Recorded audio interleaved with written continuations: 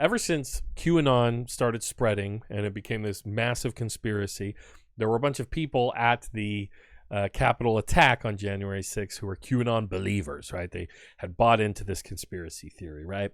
And what are they obsessed with? QAnon people, they're obsessed with an underground ring of pedophile Hollywood and politicians. Somehow all the politicians end up being Democrats, right? But there's this evil cabal and there's anti-Semitism, cloaked into it. There's all these different things. And it even goes back to like medieval conspiracy theories that caused the pogroms, mass killing of Jewish people throughout Europe because it was believed they poisoned wells or were drinking the blood of Christian babies. All this really vitriolic, hateful, prejudiced, bigoted stuff that comes through this ideology. Very often like a very Christian nationalist, like Christian fundamentalist outlook. Okay.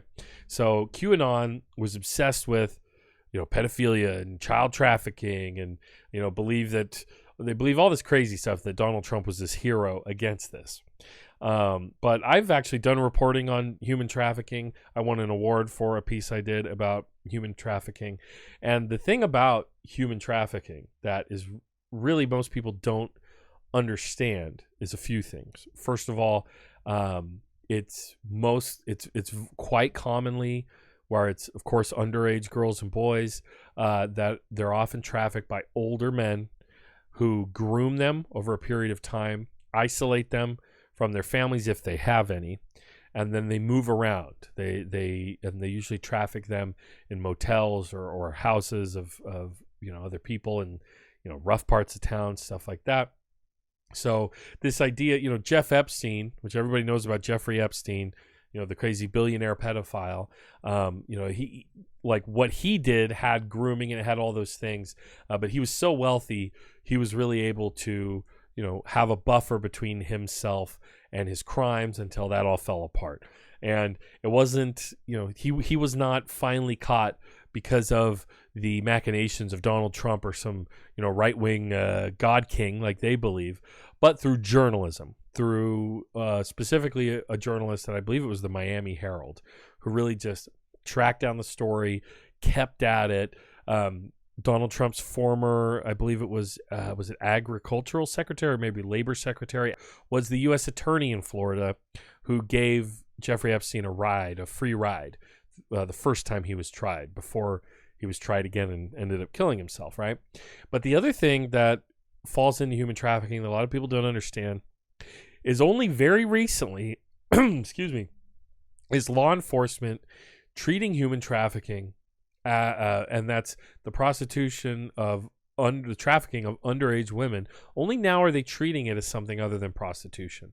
Up until very recently, law enforcement would see a 16, 15 year old girl or boy, and they would charge them with prostitution. And it was very hard to prove the trafficking aspect with their groomers because or their traffickers, because these victims are groomed by men who very much teach them not to rat on them, as they call it, not to implicate them in the crime. So these underage trafficking victims, they also show all these signs of sexual abuse and trauma, like oppositional behavior and rejection of authority, like officers. So law enforcement sees an oppositional youth and they just go, they're a criminal, or this is how it's been. And so they were charging underage trafficking victims as underage prostitutes. That's how it works. Like the first, when I did the story I did, the first real case of trafficking that was charged in this county wasn't until like 2011 or 2012, the 20 teens basically.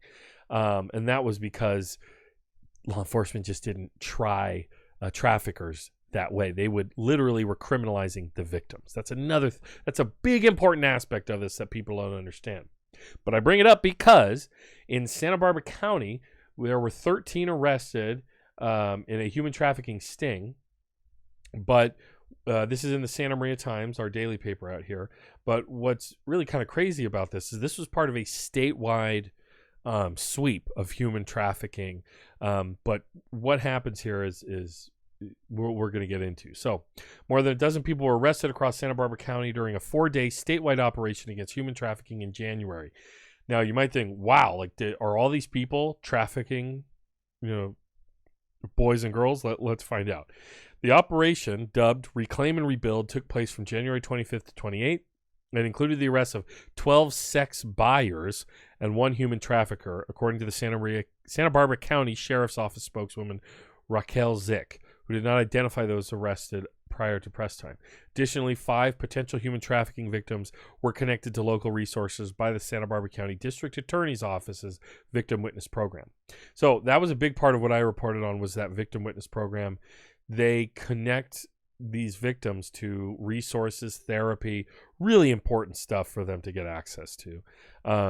So listen to this. The operation coincided with Human Trafficking Awareness Month and involved more than 90 law enforcement agencies across California, including the Santa Barbara County Human Trafficking Task Force, which consists of the Santa Maria, Lompoc, and Santa Barbara Police Departments, Santa Barbara County District Attorneys, and Sheriff's Offices. Statewide, police arrested this is statewide, 518 individuals for alleged crimes associated with human trafficking, rescued 87 juveniles, according to Zick, who added this is the 7th year of the operation.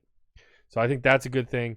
The Santa Barbara County Sheriff's Office Human Trafficking Division was established in 2016, received $1.34 million grant from the U.S. Department of Justice. The grant was renewed in 2020 with $1.2 million, going to fund the task force over the next 3 years. So I think one good thing about this grant is the grant funding provides investigative resources for detectives to proactively investigate and prosecute human trafficking cases and enable victim advocates to provide critical services. So why that's important is because, first of all, the Central Coast here is known as a human trafficking corridor by law enforcement, because we are, like I said before, halfway in between Los Angeles area, Southern California, and the Bay Area, right? This is the Central Coast. So the Highway 101 is a corridor where traffickers from either area will come through the Central Coast on their way to south or north, the Bay Area or Southern California, and they will traffic victims throughout motels, other areas like I talked about earlier. Jay Coleman in the comments says, let's see, I'm sure self-identifying Christians are the ones painting hate symbols on college campuses. Sorry, that was the earlier story. So the other thing that I notice about this is that here in the county, they arrested, of these 13 people arrested, 1 trafficker. The rest were people who were seeking victims of trafficking. They were attempting to buy sex with a minor, which is wrong, and those people deserve prosecution and all of that. But this is something I noticed when I did my human trafficking story, is that this is something that's much more easy for law enforcement to do, is to set up a sting, which if they just set up a sting and they find somebody to pose as the underage person, or they post an online ad, in certain areas, like I know Backpage was one at that time that was shut down. Personals for that were shut down, and I believe personals were shut down on Craigslist as well. From the Trump administration did that because they were used as hotbeds for trafficking. Okay, now it's easier for law enforcement to just do a sting, set up a sting, and rope in people, the customers seeking the trafficking victim. What's much more harder is catching traffickers in the act and then actually prosecuting them, because they have groomed their victims to not talk, to protect them, to say, oh, that's my boyfriend. No, I didn't do it. There's all these different levels of difficulty that come with, actually proving human trafficking. So that's something I noticed with this. I'm glad that across the state, 87 minors were, freed from traffickers. That's really good news. So this shows that this is one area that law enforcement has changed over the years. Like I said, years and years ago, they would look at a underage trafficking victim and go, well, we're going to arrest you for prostitution, criminalizing the victim of the crime.